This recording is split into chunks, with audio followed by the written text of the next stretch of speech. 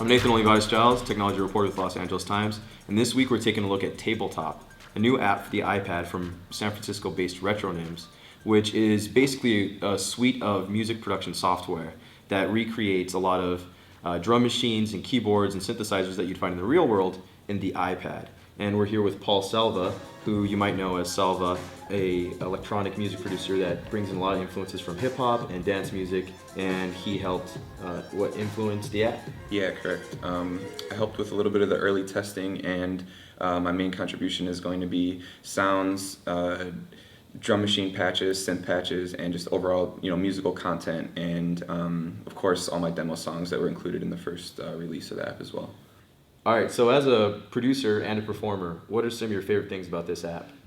I think, my favorite thing about this app is the ability to patch and route the devices to one another, and really, the endless amount of configurations that you could come up with that. And, in a real studio setting, that's, for me, one of the main things I look for, whether it be with, hardware devices or software, like you need the ability to kind of test different things out and route them differently. It really allows you to, really create full songs and compositions from a production standpoint. All right, so Paul, you've got a few demo songs here in the app that if anyone who downloads it can take a listen to. Mm-hmm. What do you got here? What is this one? So this one's called Preset Freak, and I'll start it up here. Basically, what I tried to do with this was take the most standard vanilla presets sounds that they had with the app when we were testing, and try to see the most creative thing I could come up with. For just a quick run through of this. This is your master output device, simply just stereo out, we need to get sound out of the device.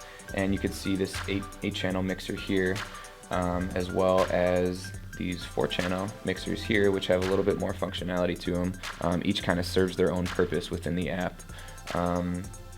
Moving along, we have the Rs3 Keyboard, which is basically the synthesizer of the app for your kind of pads and lead sounds, and it has a little pitch bender, which I love. Here we have the Tone Matrix, which is one of my favorite devices, and that's basically a step-based melodic sequencer, and it's a really fun one and a really conducive one to kind of coming up with ideas. Here we have the Gridlock, which is the MPC style drum machine with the pads, which is really fun to use as well. Use a lot of my drum sounds from there.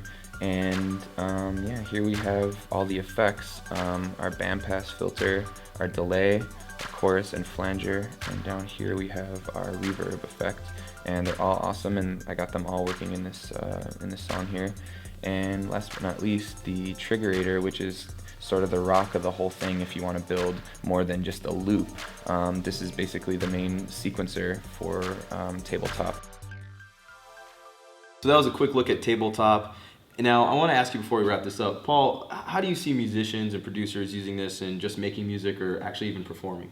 So I think the biggest thing I'm seeing on the street is people using iPads as MIDI devices or control devices for programs like Ableton or Serato.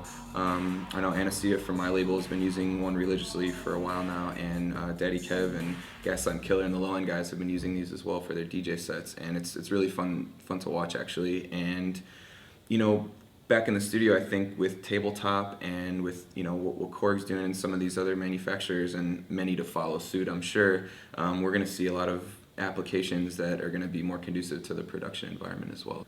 Cool. So there you heard it from Paul Salva. That's what he thinks things are going.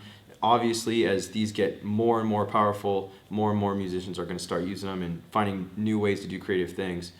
Have you guys tried anything? Have you used any apps? Have you made any music? Do you think this is just a toy or a fad, or actually something that's going to change the way people make music? Feel free to sound off in the comments and let us know what you think.